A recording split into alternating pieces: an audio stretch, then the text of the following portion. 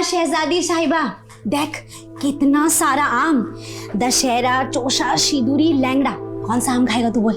হ্যাঁ মা বলছি। হ্যাঁ কিন্তু আমি বলছিলাম কি এত সুন্দর। क्या बोला था? हिंदी में बात करना सीखना पड़ेगा ना, बाहर पढ़ाई करने जाएगा फिर हिंदी में बोलो। हाँ मैं बोल रहा था कि ये इतना सुंदर आमेर दुनिया लोगेरा नहीं दुनिया के लोगों ने लैंगड़ा आम रेखेছে কেন? इसका नाम আছে दुरोसाम माने हेल्दी आम।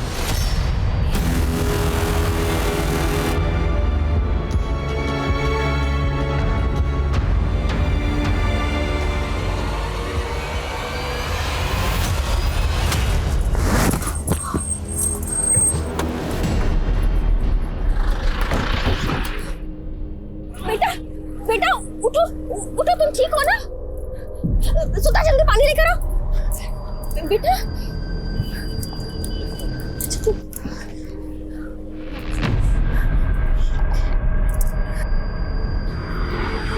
बेटा तुम कैरियां बेचती हो?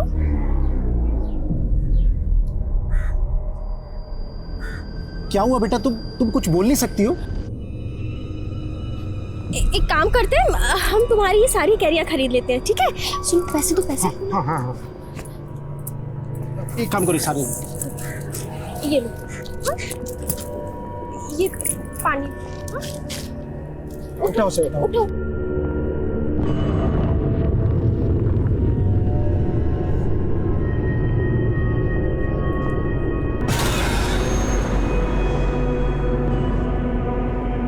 पैसा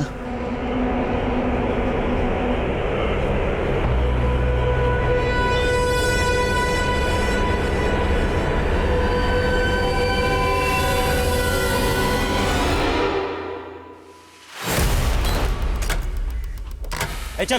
अरे सर क्या हुआ?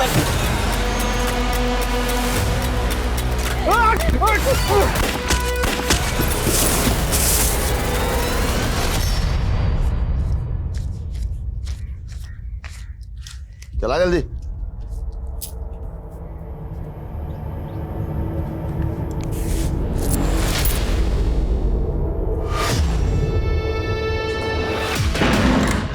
क्या हुआ बंगाल की रानी? चेहरा क्यों उतरा हुआ है? इतना अच्छा धंधा हुआ है, इतनी कमाई हुई है, तो थोड़ा मुस्कुरा। इतनी बड़ी आंख, लगता है टॉनिक देना पड़ेगा। अरे अरे अरे अरे अरे मेरी पतंग थोड़ी ढील किया थी तो हवा में उड़ने लगी। हाँ खिड़की से कूद मत जाना।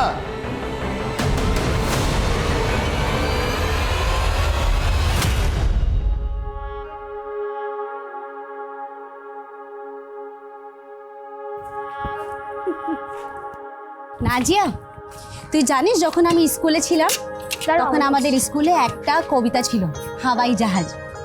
তাহলে মা শোনাও না কবিতাটা। हवाई जहाज फुर फुर फुर, बैठ शहजादी पार कर जाती पेड़ मकान जंगल दुकान फुर फुर फुर, दुबई ईरान फुर না फुर। মা আমি দুবাই ইরান যাব না, আমি তো প্যারিস যাব। এই আমি কি বলেছিলাম?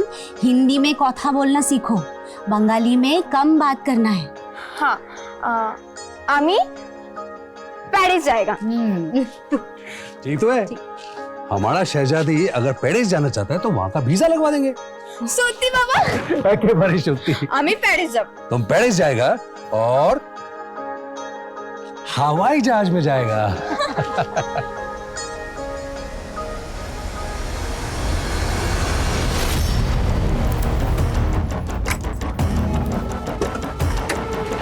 खड़ी आप लोग, खड़ी।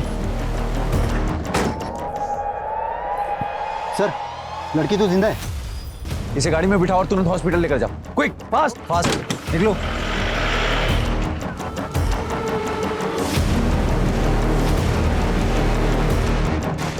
फरीदाबाद आगरा हाईवे पे आज एक फिर बड़ी लूट हुई। ये हाईवे है, ये डेथ रोड। पिछले 3 महीनों में यहाँ 25 लोगों की जानें जा चुकी हैं। आखिरकार पुलिस क्या कर रही है?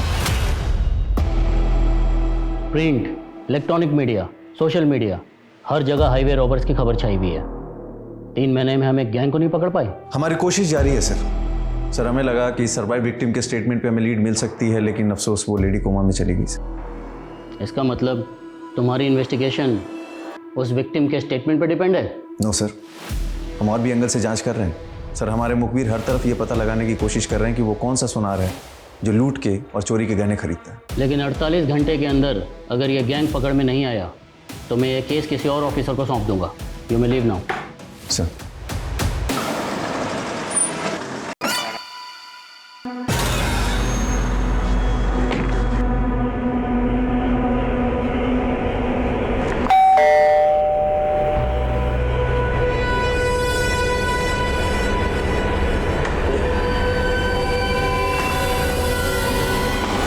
सर, अपने खबरों से इस नरेंद्र तोमर नाम के ज्वेलर्स के बारे में पता चला है। सर खबर पक्की है, नरेंद्र तोमर चोरी के गहने खरीदता है और बड़ी चालाकी से उन गहनों का सोना पिघला के नए जेवर बना के बेचता है। ये हाईवे रॉबरी वाले अपने चोरी के गहने इस नरेंद्र को बेचते हैं, पहले नरेंद्र को उठाते हैं। सर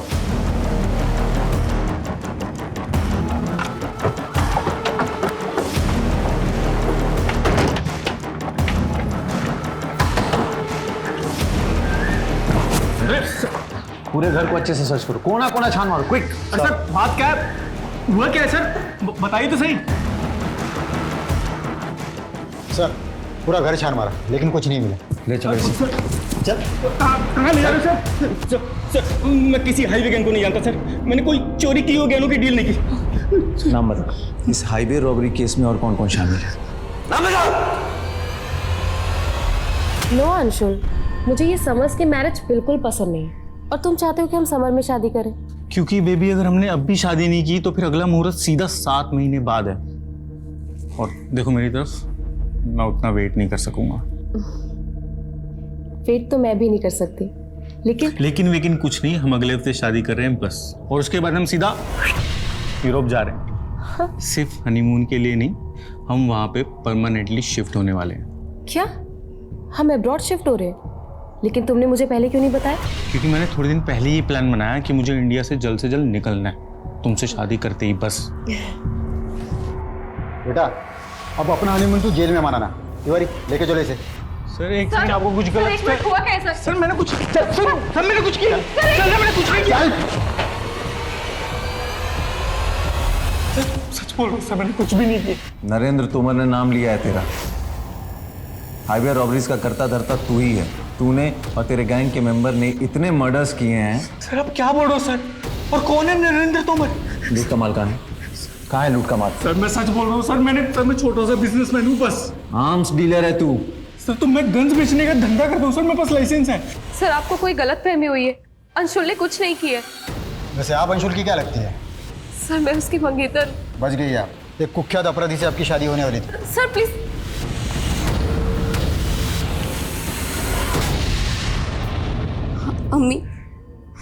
আমি তোমায় এতগুলো চিঠি লিখেছি, কিন্তু তবুও তুমি আমায় ফরিদাবাদ থেকে নিতে আসোনি।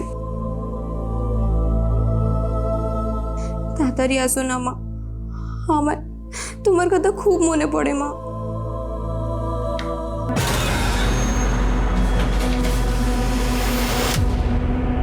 क्या छुपा रही, क्या छुपा रही? तेरी ये बंगला तो मेरे पल्ले पड़ती नहीं, पर मैं इतना जानता हूँ कि तू अपनी अम्मा को फिर से खत लिख रही थी। खुशबू रानी, गली कांधाई, चांदपुर। तेरा ये खत मैं डाक खाने तक पहुंचा दूंगा। फिलहाल मैं तेरे लिए चने लाया हूँ, कल से तू चने बेचेगी।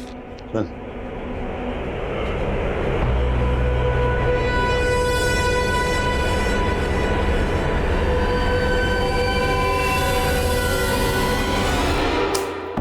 इस बार चना का पैदावार 50 क्विंटल हुआ है। ये 20 क्विंटल पैसे क्यों दे रहा तू हमें? आपको बताया था ना, बाकी का चना में घुन लग गया था। घुन लग गया है या सारा बेच के तू खा गया है? तुझको हमने रिश्तेदार समझा था और तू हमको धोखा दे रहा है। दादा कॉलर छिड़ दो, वरना वरना क्या की कोरे नहीं भी तू ही की कोरे ना सच कर दो देश छाड़ बोलो बस छाड़ बोलो तो तू तक लेना देख रहे क्या फिर सच कर दो मैं मेरे बोलोगे।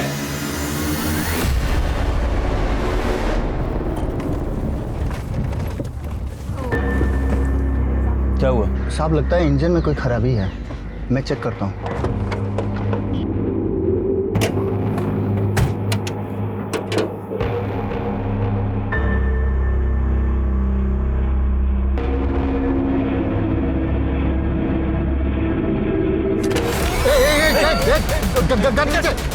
नीचे कर, बाहर निकल।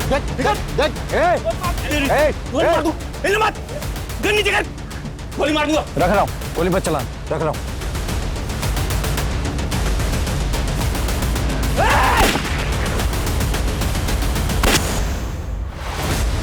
पुलिस ने हाईवे रॉबरी में जिन 2 लोगों को गिरफ्तार किया था उनका एनकाउंटर कर दिया गया है।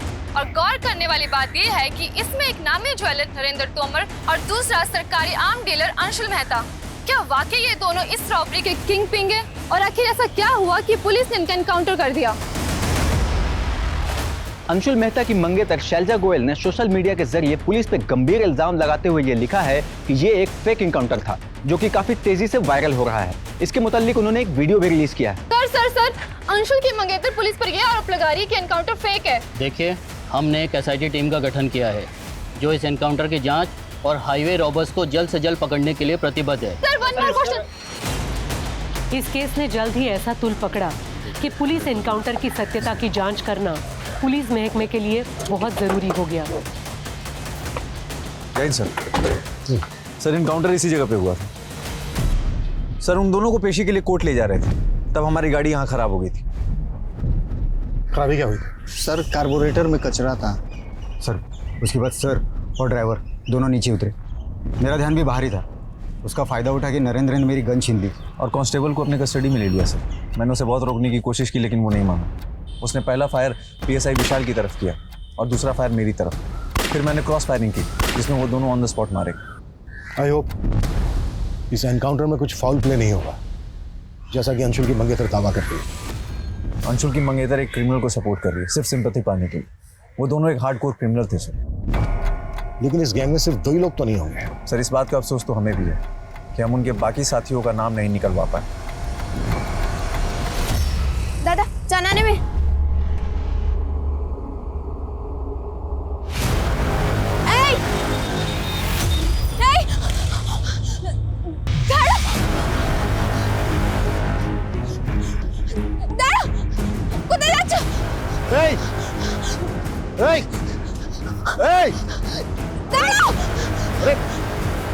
कहाँ जा रही? वो जो ऑटो में वो लड़की ने हमारा मर्डर करेছিল। क्या बोल रही है? उसी ने हमारा मर्डर किया था। नरेंद्र और अंशुल के स्टेटमेंट से तो यही जाहिर होता है कि दोनों इस हाईवे रॉबरी में इन्वॉल्व थे।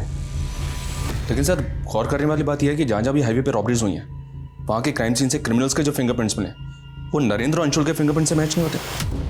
इंस्पेक्टर भोजराज का मानना है कि नरेंद्र और अंशुल ये दोनों इस रॉबरी में डायरेक्ट इन्वॉल्व नहीं थे, किंग पिन थे। मतलब ये कि असली रॉबर्स अभी भी फरार है, जो नरेंद्र और अंशुल से कनेक्टेड हो। इनकी एक डिटेल पता करनी होगी। अच्छा, वो जो विक्टिम सर्वाइव कर गई होश में कब तक आ रही है? सर, डॉक्टर्स का कहना है कि वो लेडी रिकवर कर रही है, लेकिन उसे होश कब तक आएगा सर, ये कहना थोड़ा मुश्किल है। इस रॉबरी से पहले आगरा फरीदाबाद हाईवे पर 4 रॉबरी और हुई। डिटेल्स दिखाऊंगी। ये देखिए सर, पिछली सभी वारदातों में कोई भी विक्टिम नहीं बचा था सर। और अजीब बात यह है कि हर बार क्राइम सीन से कुछ ना कुछ अजीब मिला था। पहली वारदात में क्राइम सीन से काफ़ी टॉय मिले थे, दूसरी में स्ट्रॉबेरीज, तीसरी में पेन और चौथी वारदात में क्राइम सीन से कच्चे आम मिले थे। लेकिन इस सबका इस रॉबरी से क्या कनेक्शन हो सकता है? इन रॉबरीज में विक्टिम को शूट किया गया था। अंशुल एक आर्म डीलर है, हो सकता है उसकी पिस्टल इस्तेमाल की गई। उसकी शॉप पर जितने भी गन है उन सबकी जांच करवाओ और पेपर भी चेक कराओ। Okay sir.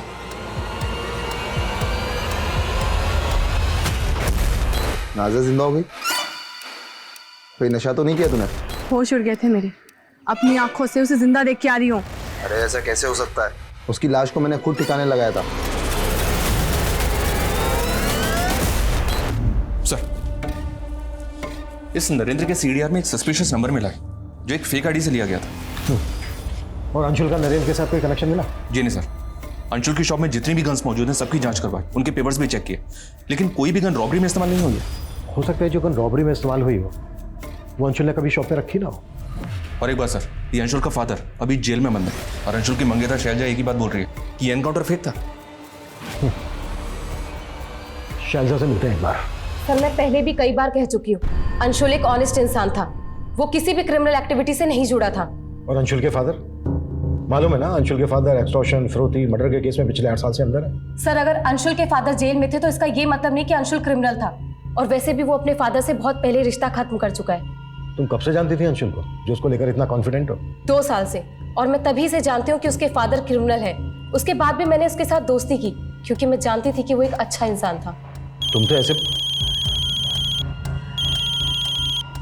हेलो सर, उस लेडी को होश आ गया है। इसकी फैमिली हाईवे रॉबरी में मारी गई थी।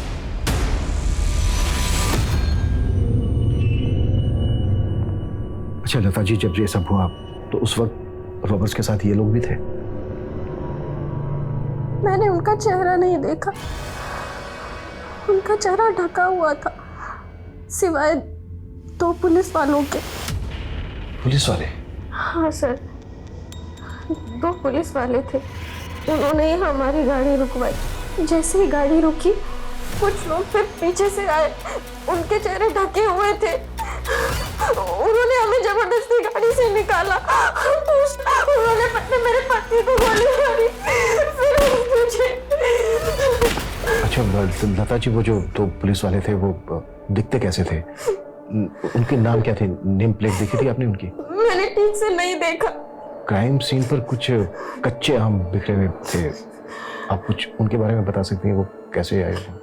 हादसे के कुछ दूरी पहले ही हमने एक बच्ची से वो कच्चे आम खरीदे थे। सर, वो बच्ची हमारी गाड़ी के नीचे आते बाल बाल बची थी, इसलिए हम उस बच्ची पर दया खाकर वो सारे कच्चे आम खरीद लिए थे। लता जी, ये जो बच्ची थी जिससे आपने आम खरीदे, ये क्राइम सीन से कितनी दूर पहले मिली थी आपको? सर, लगभग 500 मीटर पहले। इस वारदात से पहले जिन वारदातों में क्राइम सीन से पेन, टॉय, स्ट्रॉबेरी मिले हैं, हो सकता है वो किसी हॉकर ने विक्टिम्स को बेचे हो या फिर शायद इसी बच्ची ने बेचे हो। मतलब सर, आप कहना चाहते हैं वो बच्ची क्रिमिनल से जुड़ी हो सकती है? बिल्कुल, हो सकता है वो बच्ची क्रिमिनल्स के लिए रेकी करती हो और फिर वो क्रिमिनल्स को सिग्नल देती हो लूट और मर्डर करने के लिए। वैसे भी उस बच्ची को क्राइम सीन से लगभग 500 मीटर पहले ही देखा गया है। उस बच्ची से हमें क्रिमिनल्स की लीड मिल सकती है। एक काम करो, लता से उस बच्ची का स्केच बनवाओ। सर, उस विक्टिम लता ने जिस लड़की के बारे में बताया था, उसका स्केच रेडी है सर। ये स्केच अपने सारे खबरियों और आसपास के थानों में सर्कुलेट करो। जल्द से जल्द इस लड़की की पहचान पता करो। Okay sir.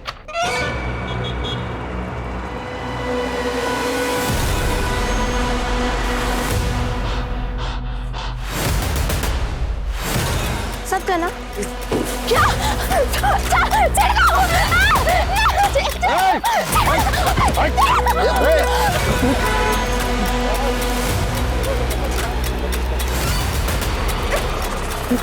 कौन था? कौन था? अभी जानी ना। हेलो,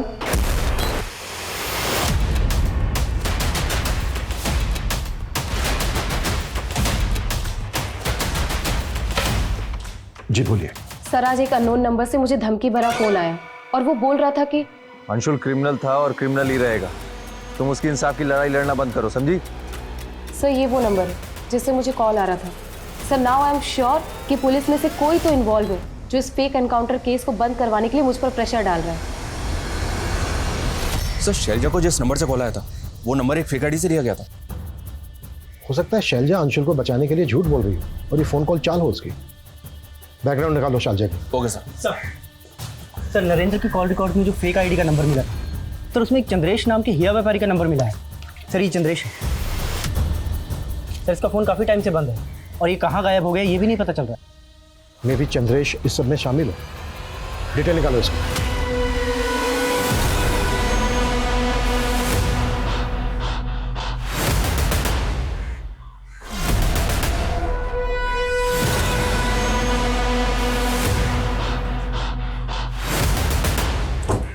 हाँ सर, इस लड़की को अक्सर मैंने एक बूढ़ा आदमी के साथ देखा है।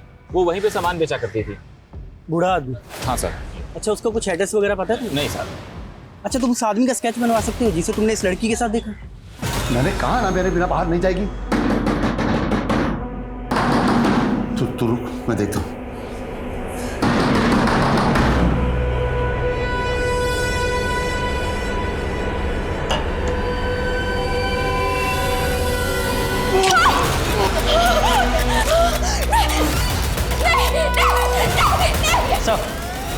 सर मैंने शैलजा के कॉल डिटेल्स चेक की। उसके कॉल डिटेल्स के मौजूदा नंबर्स में से कई नंबर फेक आईडीज़ के हैं सर, जिनसे लगातार उसे कॉल किया जा रहा था। कहीं ऐसा तो नहीं है कि ये शैलजा भी सब में इन्वॉल्व है और अब तक झूठ बोलती आ रही है हमसे? सर आप कमाल करते हैं। पहले अंशुल को पुलिस वालों ने फेक एनकाउंटर पे मार दिया और जब मैंने आवाज उठाई तो आप लोग मुझ पर शक कर रहे हैं। ऐसे ही शक नहीं कर रहे हैं हम तुम पे। तुम्हारे कॉल रिकॉर्ड्स में फेक आईडी से लिए के कई नंबर मिले हैं। कॉल आते थे उन नंबरों से तुम्हें जो अब बंद है। क्यों आते थे उन नंबर से कॉल? ये देखो। चुप क्यों हो गई अब? बोलो किसके नंबर है ये सब? मुझे नहीं पता, लेकिन इन नंबर से मुझे कई बार ब्लैंक कॉल्स आए हैं। Blank calls? हाँ, और सिर्फ ब्लैंक कॉल्स ही नहीं बल्कि कोई लड़का है जो मुझे हर रोज फोन करके परेशान करता था। तुम्हें मैंने कितनी बार कहा है कि मुझे फोन करके परेशान करना बंद करो? समझ में नहीं आता तुम्हें? और सिर्फ कॉल ही नहीं करता था बल्कि आए दिन मेरे घर के सामने गिफ्ट्स और लेटर्स छोड़कर जाता था। तो तुम ये कह रही हो कि ये सारे नंबर किसी सिर्फ आशिक के जो तुम्हें कॉल करके परेशान करता था, तुम्हें गिफ्ट देता था, लेटर देता था, लेकिन तुम्हारा रॉबर्ट्स के साथ कोई ताल्लुक नहीं है जिनके साथ अंशुल का किसी भी क्रिमिनल के साथ कोई लेना देना नहीं है सर, और ना ही मेरा। लेकिन हम उस आदमी से जरूर मिलना चाहेंगे जो तुम्हें कॉल करके परेशान करता था, तुम्हें गिफ्ट देता था। वो गिफ्ट तो होंगे ना तुम्हारे पास?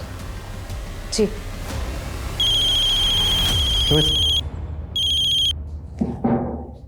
हेलो,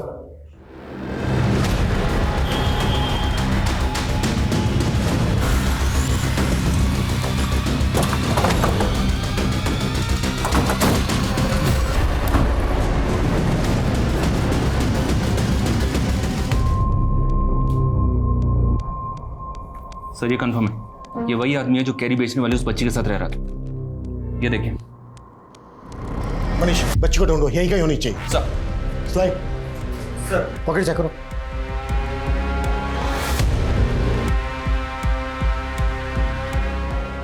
एनवेलप दिखाओ।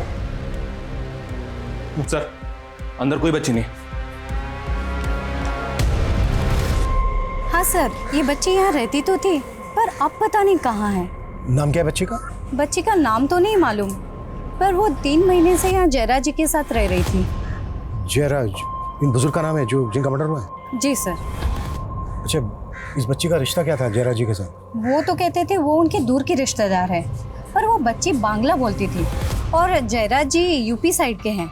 अब ये हमें नहीं मालूम कि उन दोनों में क्या रिश्ता था। जयराज जी का कोई रिश्तेदार, फैमिली वाला? नहीं सर, वो तो यहाँ अकेले रहा करते थे।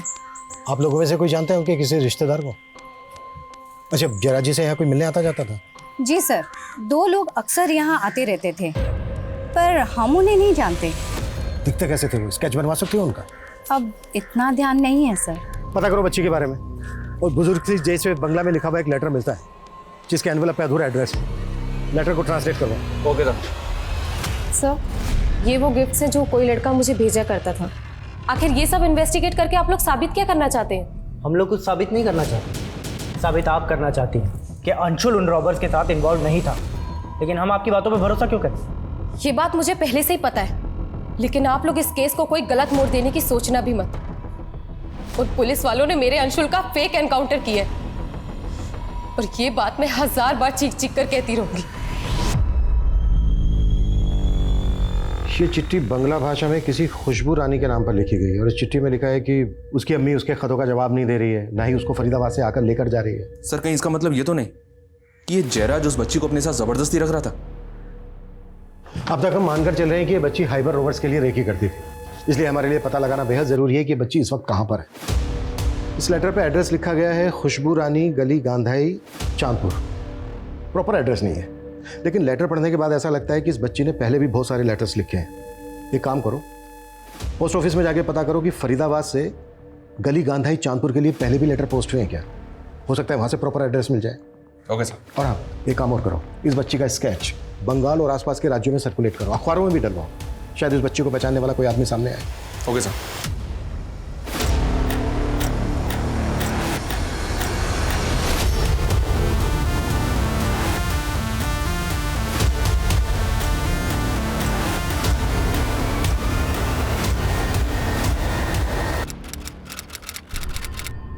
তুই চিন্তা করবি না, হ্যাঁ? সাহাব আসবে, সাহাবকে সব বলে দিবি, তারপরে তোকে ঠিকঠাক ঘরে পৌঁছে দেবে। সব নমস্তে। नमस्ते जी, नमस्ते बताइए। करो, नमस्ते करो। क्या हुआ?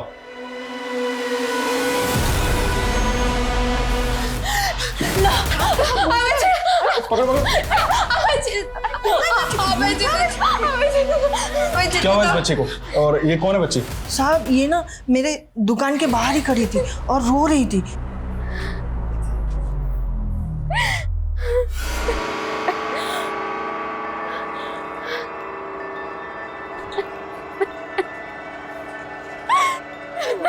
इसको अपना घर का पता नहीं है। और साहब इसने ना मुझे बोला कि इसके साथ किसी ने किया है। लो बेटा पानी पियो। खा जल खा। देखो बेटा तुम्हें डरने की बिल्कुल भी जरूरत नहीं। तुम्हारे साथ जिसने भी गलत किया है हमें उसके बारे में बताओ। साहब इसे हिंदी नहीं समझती, बंगाल की किसी जगह से है। इसे तो इसका एड्रेस भी याद नहीं है, लेकिन इसने मुझे कहा है सब कि इसका रेप हुआ है। पहले हम बच्ची का मेडिकल करवाते हैं। जानवी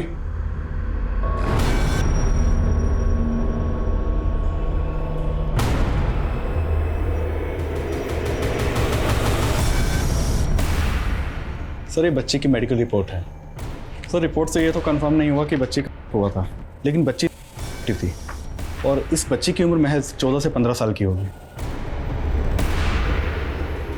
इस लड़की ने क्या बयान दिया? सर बच्ची काफ़ी डरी हुई थी और ठीक तरह से हिंदी भी नहीं बोल सकती।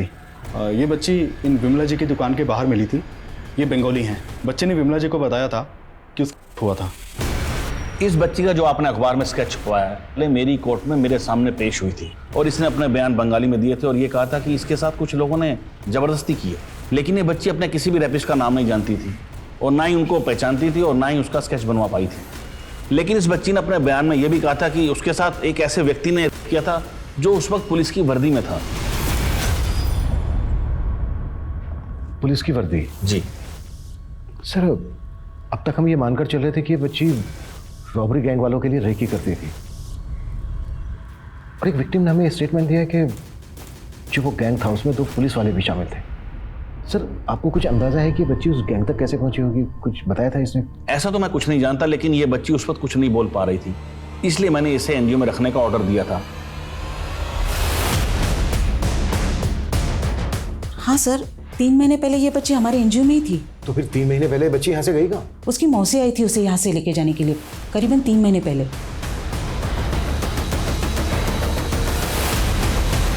जब उसकी मौसी आई थी उसको लेने, आपने लोकल पुलिस को इन्फॉर्म किया था?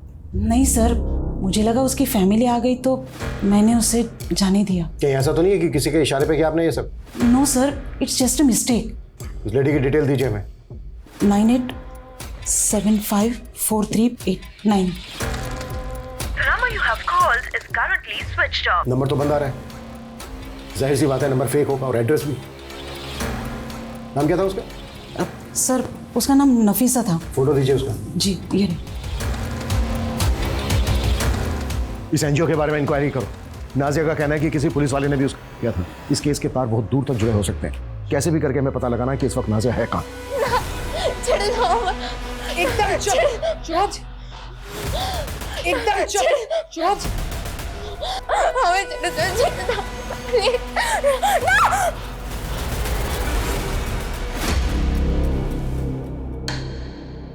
सर ऐसी कई फुटेजेस हैं जिनमें ये आदमी शैलजा का पीछा करते हुए दिखाई दे रहा है, लेकिन सर किसी भी फुटेज में इस आदमी का चेहरा क्लियर नहीं है। ये आदमी किसी फुटेज में शैलजा के साथ बात करते हुए भी दिखाई गए? नहीं सर, लेकिन सर मुझे ऐसा लग रहा है कि कहीं ये आदमी शैलजा का वही जिल्टेड लवर तो नहीं है जो शैलजा को ब्लैंक कॉल्स किया करता था और गिफ्ट्स भेजा करता था। पता करो ये आदमी कौन है। करीब 2 साल पहले आप लोगों ने नाजिया की मिसिंग कंप्लेंट फाइल करवाई थी। आखिर वो फरीदाबाद कैसे पहुंची, गायब कैसे हुई थी वो? हमको नहीं मालूम साहब। देखिए एक लंबे समय तक नाजिया के साथ किया जा रहा था, उसके बाद उसको एक एनजीओ में रखा गया जहाँ से नफीसा नाम की औरत उसको लेकर गई। एनजीओ वाले ने हमें बताया कि वहाँ उसने अपने आप को नाजिया की मौसी बताया था। ये है वो नफीसा। साहब ये नफीसा नहीं है, ये तो रूपा है। रूपा है, हमारे गांव में रहती थी और ये नाजिया की मासी नहीं है। ये तो नाजिया को जानती थी बस। ये रूपा आपके गांव में रहती कहाँ? यही पास में रहती थी साहब, लेकिन उसे सालों से किसी ने नहीं देखा। मतलब रूपा हमारी बेटी को लेकर गई? हो सकता है। अच्छा रूपा के बारे में कोई और इन्फॉर्मेशन दे सकते हो आप लोग? नंबर है उसका आपके पास? है ना साहब, नंबर है, लेकिन सालों से उसका नंबर बंद है। कोई बात नहीं, आप हमें दीजिए।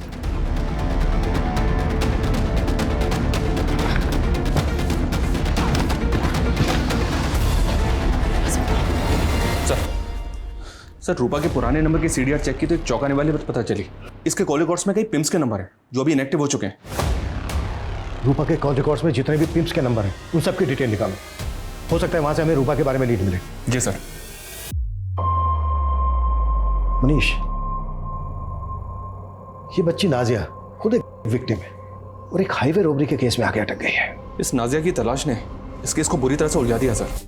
समझ में नहीं आ रहा कि इस केस का डायरेक्शन क्या होगा। इस केस का डायरेक्शन चाहे जो भी हो, पर इस बच्ची को ढूंढने की इच्छा मेरी बढ़ती जा रही है। सिर्फ इसलिए नहीं कि ये मैं हाईवे रॉबरी गैंग की लीड दे सकती है, बल्कि इसलिए कि बच्ची एक दलदल में जाके फंस गई है और मुझे लगता है इस बच्ची को उस दलदल से निकालना बेहद जरूरी है। सर मैंने शैलजा और अंशुल दोनों की पिछले 2 सालों की कई बातें पता की हैं सर। ये शैलजा अपने पेरेंट्स के साथ कानपुर में रहा करती, जहां उसे एक रिश्ता आया था, जिस रिश्ते को शैलजा ने बिना लड़के को देखे ठुकरा दिया था। हाँ, लेकिन इस सब का हमारे कैसे क्या कनेक्शन? कनेक्शन है सर, क्योंकि इंस्पेक्टर भोजराज कानपुर बैच का है और शैलजा ने जिस रिश्ते को ठुकराया था वो और किसी का नहीं, इंस्पेक्टर भोजराज का ही था। ये एक महज इत्तेफाक है कि मेरे घर वालों ने मेरी शादी 2 साल पहले शैलजा के साथ फिक्स कर दी थी। जब मैंने अंशुल को अरेस्ट किया मुझे नहीं पता था कि शैलजा उसकी मंगेतर है। लेकिन एक पुलिस वाले होकर तुम एक लड़की को स्टॉक कर रहे थे, ब्लैंक कॉल और गिफ्ट देकर उसे परेशान कर रहे थे। ये जितनी बातें आप कह रहे हैं कि मैं ऐसा कर रहा था, इसका कोई प्रूफ है आपके पास या फिर ऐसे ही बस? प्रूफ तो हमारे पास इस बात का भी नहीं है कि अंशुल मेहता का रॉबरी गैंग से कोई ताल्लुक था। तुम्हारे पास है कोई प्रूफ? सब खेल था तुम्हारा। अब तुम अपना क्या मान रहे हो या मनवाए हम? सर मैं मानता हूँ, मैं उन रॉबर्ट से गहने खरीदता था, लेकिन वो कौन है सर मैं नहीं जानता।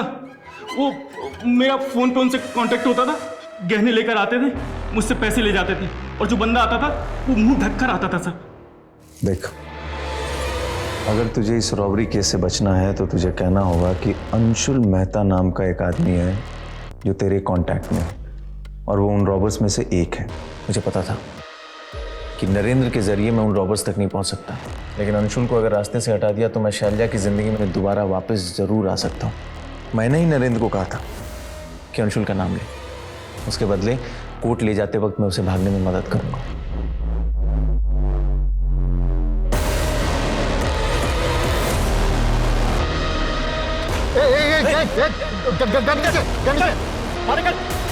नरेंद्र इस केस की अहम कड़ी था, उसको ही मार दिया तूने और उस बेकसूर अंशुल को भी।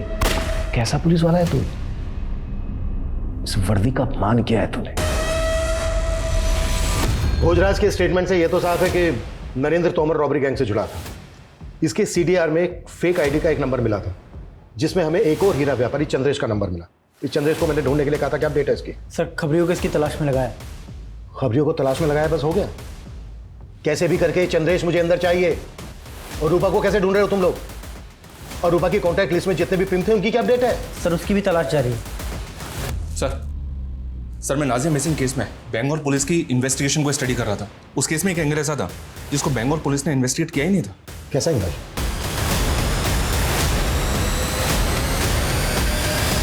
क्या हुआ? अब चुप क्यों हो तुम लोग? दुबई के उस शेख के साथ क्या वास्ता है तुम लोगों का? कहीं ऐसा तो नहीं है कि दुबई के उस शेख के साथ नाजिया की शादी करवा दी थी तुम लोगों ने? किंतु सर नाजिया तो लापता है। तो फिर दुबई के उस शेख ने तुम्हारे अकाउंट में पैसे ट्रांसफर किए थे? ये नहीं बताएगा साहब, हम बताते हैं आपको। ये नाजिया का शादी वो दुबई के शेख के साथ कराने वाला था। सर हम क्या करते हैं? सर हमारे एक रिश्तेदार है आफाक, उसने हमारा सारा जमीन कब्जा कर लिया है। लाखों को जमीन तो कब्जा कर ही लिया है। कोर्ट के चक्कर मारते मारते ताने ताने का मोहताज हो गया था। मैं क्या करता सर? पैसों के लालच में तूने अपनी बेटी का सौदा कर दिया? कैसा बाप है रे तू? ये वही करने वाला था, लेकिन हम नाजिया का अच्छा चाहता था। बस हमारा माथा खराब हो गया था। क्यों? रूपा पे भरोसा कर ली। इसके लिए हम रूपा को बोला कि नाजिया को थोड़े दिनों के लिए अपने पास रखे, लेकिन हमको क्या मालूम था शाह कि वो हमारी लड़की को हमसे इतना दूर लेकर जाएगी। नाजिया के माता पिता की भूमिका भी अब संदिग्ध नजर आ रही थी। वहीं एसआईटी को जल्द ही चंद्रेश नाम के हीरा व्यापारी की एक लीड मिली जो चोरी के गहने खरीदा करता था। सर मेरी बात मानिए सर, मैं किसी नरेंद्र तोमर को नहीं जानता सर। जिस फेक आईडी के नंबर से नरेंद्र तोमर को कॉल किया जाता था, उसी फेक आईडी के नंबर से तुझे भी कॉल किया जाता था। बोल कौन है वो जो तुम दोनों को कॉल करता था? सर वो तो जमीर और रुस्तम है। काम लेंगे ये दोनों।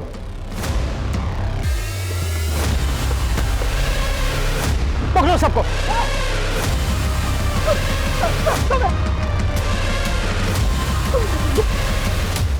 कौन है बच्ची? हमें नहीं मालूम सर, ये बच्ची तो जयराज के साथ रहती थी। जयराज भी तुम लोगों के लिए काम करता था ना? हाँ साहब। जयराज को क्यों मारा? साहब हमने नहीं मारा जयराज को। ये बच्ची तुम लोगों के चंगुल में कैसे फंसी? करीब 3 महीने पहले हम डकैती करके जंगल से गुजर रहे थे, तभी हमने देखा कि एक बैग में से किसी का हाथ बाहर निकला हुआ था। हमने उस बच्ची की जान बचाई थी और फिर उसे जयराज के साथ रख दिया था। जयराज हमारे लिए रेकी का काम करता था, जिसमें वो इस बच्ची को भी इस्तेमाल करने लगा। तुम लोग पुलिस की वर्दी पहनकर हाईवे पे कार रुकवाते थे, फिर उसमें मौजूद सभी लोगों को लूटते थे और फिर उनको मार देते थे। हमें पता चला है कि कोई पुलिस की वर्दी वाला आदमी उसका रेप करता था। तुम में से ही था ना कोई? कौन था? नहीं साहब, हमने बच्ची का रेप कभी नहीं किया, लेकिन साहब हमने उसे झांसा दिया था कि बंगाल से उसकी फैमिली को ढूंढ निकालेंगे, इसीलिए साहब वो हमारे साथ काम करती थी। साहब जिस रूपा के बारे में आपने पता करने के लिए कहा था, उसके बारे में पता चल गया। ये रूपा पहले खुद का धंधा करती थी, बाद में मेरे आदमी ने पता किया तो पता चला इसका कोई दलाल था, जाकिर नाम का। एक बात और पता चली, जाकिर किसी का खबरी भी था। किसका खबरी था? अभी तक तो पता नहीं चला है, लेकिन शायद किसी पुलिस वाले का है। तेरे पास जाकिर का कोई फोटो है? हाँ सर। अगर ये जाकिर किसी पुलिस वाले का खबरी था तो जाहिर सी बात है वो यही पुलिस वाला होगा जिसने राजिया का किया। सर ये जाकिर किस पुलिस वाले का खबरी था, ये पता लगाना थोड़ा मुश्किल तो हो सकता है। हाँ लेकिन कैसे? सब पिंटू खबरी का फोन आया था, जाकिर की एक लीड मिली। जाकिर का उस्मानपुर के एक जुए के अड्डे पे काफी आना जाना, और वो आज फिर से वहां आने वाला। गाड़ी निकलो। सब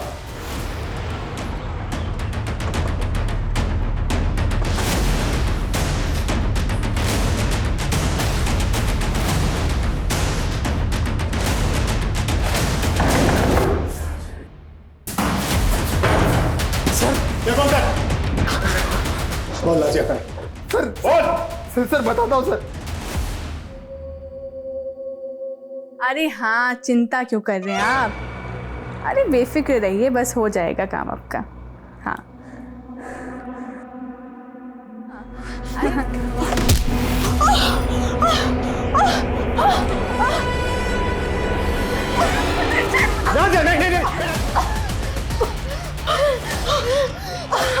अरे लेके चलो इसको। बेटा डरो मत, हम पुलिस, कुछ नहीं होगा तुम्हें। हम फरीदाबाद में मीट का काम करता था और एक्स्ट्रा पैसा कमाने के लिए हम रैकेट से जुड़ गया। तभी हमारा मुलाकात जाकिर से हुआ था। हम जानता था कि वर्जिन लड़की का मार्केट अच्छा है, इसलिए जब नाजिया की माँ नाजिया को हमारा पास छोड़ के गया तो हमारा मन में लालच आ गया और हम उसको फरीदाबाद लेके आ गया। आओ अंदर आओ नाजिया। और जाकिर उसको पे बिठा दिया। मैं बस नाजिया ऐसी बच्चियों को सूटकेस में डालकर अपने क्लाइंट्स के पास ले जाता।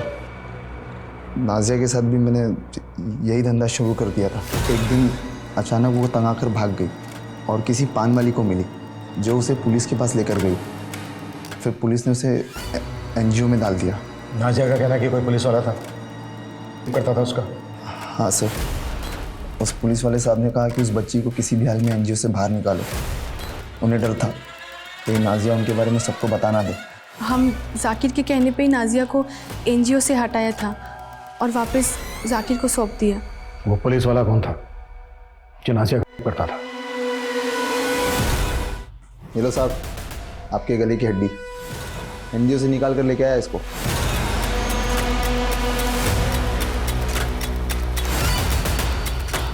साहब को लगा कि वो मर गई, इसलिए मैं उसे सूटकेस में डालकर दूर जाकर फेंक के आया।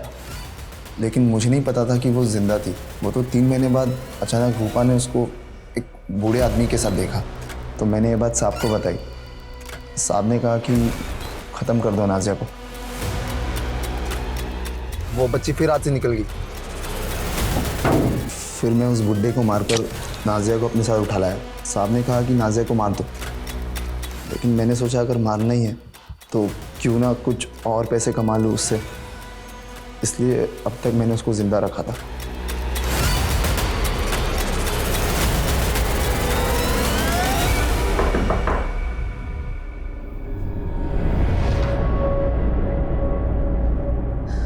मम्मी